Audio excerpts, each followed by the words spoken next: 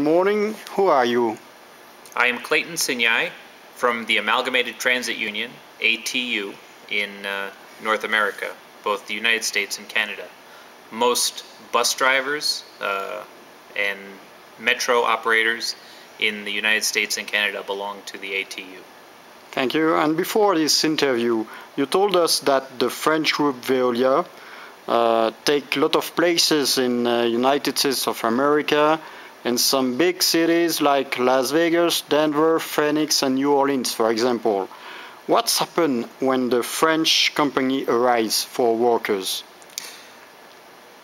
When VEOLIA, most transit systems, most bus and metro systems in the United States and in Canada are owned and operated by the city or the county. They're publicly owned and they are non-profit. However, they are supported by taxes. VEOLIA has recently been coming in and approaching cities and saying, we can provide transit, the same transit service that you have now, for less money, and then you don't have to collect as much in taxes. This is really doesn't make much sense when you think about it, because VEOLIA, the company, has to pay the same amount for buses, coaches, as the city does. They have to pay the same amount for gasoline, and everything else. And they need to make a profit on top of that, which the city does not. So it should cost more for a private company to deliver this than the public. And in fact, the only way that they succeed in delivering it at a similar price as the city is by coming in and paying the workers much less, and taking away benefits, wages and benefits from the workers who are driving the buses in the metro. And for example, what's the wages before VEOLIA and after VEOLIA? In most cases, when a private contractor comes in, like VEOLIA, they will pay, the workers will end up earning 20, 25, 30% less than they did previously. For drivers? Huh? Drivers and operators of metro trains. In cities, they also, and this is the most striking, in most cases, they lose their pension. The company will insist on ending the pension plan, or at least saying that new drivers coming in will not be allowed to participate in the pension plan. And how many US dollars represent the price of the pension of the public sector when it's public? That really varies widely, because the pension, if the investments of the pension are doing well, you don't have to put very much in, and if they're not doing well, you don't. It's not surprising to say that the company may be paying 10% of the salary of the employee into a pension plan in order to cover the person's retirement. Now, we're in a situation in some years back, the drivers in Phoenix, which is now operated, half their routes are covered by VEOLIA and half are performed by FIRST Group, the British transit company. These folks at one time, the drivers there at one time had a pension that has been eliminated since the system was made private. And right now, VEOLIA is negotiating with the workers and telling them that their drivers, that new drivers are going to have to earn much less than their current drivers. They are trying to negotiate a new contract that says the new drivers coming in will be making $14 or $15 an hour instead of the $20 an hour that the current drivers are making, $20 US an hour. But you said yes, it was $20 US before VEOLIA, and then the VEOLIA wages, it's around how this much? Is in Denver, another situation. What I was talking about there was Phoenix. Right now, Phoenix, the drivers in Phoenix are negotiating with VEOLIA, and VEOLIA is telling them that currently you're making $20 an hour, and we'll continue paying you $20 an hour, but everybody we hire after this date will only be making 15 or 16. Now, in Denver, the city of Denver they made a decision at one point where they said, we will keep half the system private or half of it public and nonprofit, and we will contract out the other half to private operators like First Group and Veolia.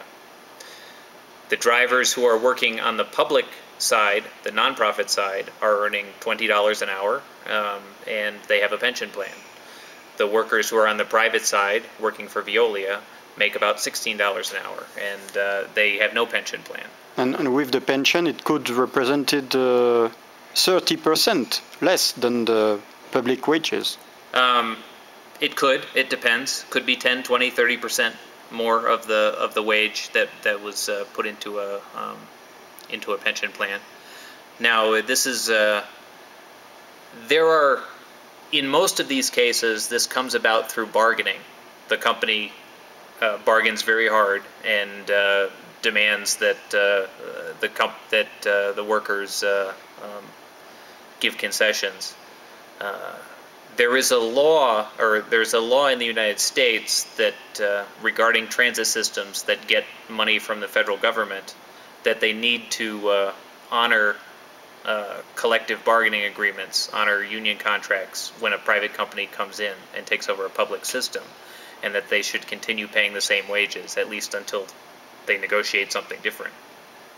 Now, recently, the city of New Orleans made a decision to contract out its service to Veolia. When Veolia came in, Veolia said, we don't think that law applies to us, and we're just going to eliminate the pension plan for everybody there. And the workers there are quite upset. We're now in the courts with our lawyers, the union's lawyers, against Veolia's lawyers, trying to argue about whether these workers will continue to get their pension or not. Is there any differences with the working conditions? There typically there is. We have discovered that actually a number of researchers have discovered that the rate of accidents is higher for the privately contracted systems than for the public ones.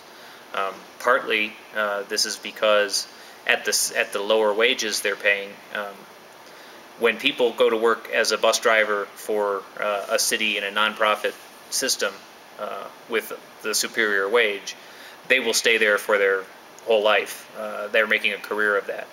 When they go to work for one of these contractors, the wages are so low they decide, oh, I'm going to leave after a short time. They keep looking for another job, and so the drivers are typically, they don't have as many years of experience. The good drivers will try to find a job with a public system that pays better.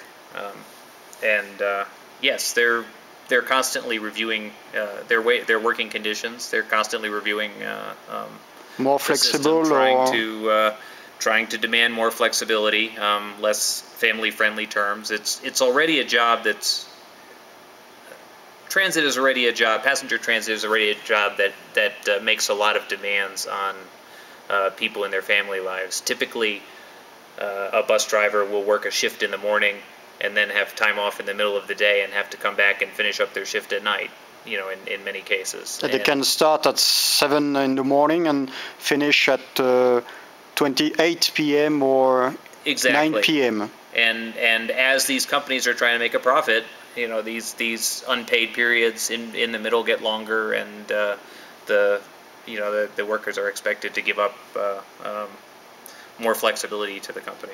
And for holidays and pay off, is there some negative evolution?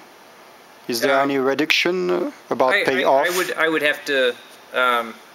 Some of these, in some cases, these companies have been in large disputes over paid holidays and things like that. I'd want to go back and take a look at my data to compare the wages or compare the holidays at both sides to give you an answer to that question. Do you have something to ask to the French unions about Veolia Group, and do you want some special exchanges about this kind of disputes about Veolia implementation in the United States? Well, we're excited about working with the French trade union confederations because you have been more successful in getting a social compact out of this company because of where it's based, and we are looking forward to working with you because they should not be outsourcing sending bad practices abroad when they're using better labor practices at home. And I think we and the other countries around the world where Veolia is working will gain a lot from our exchange with you.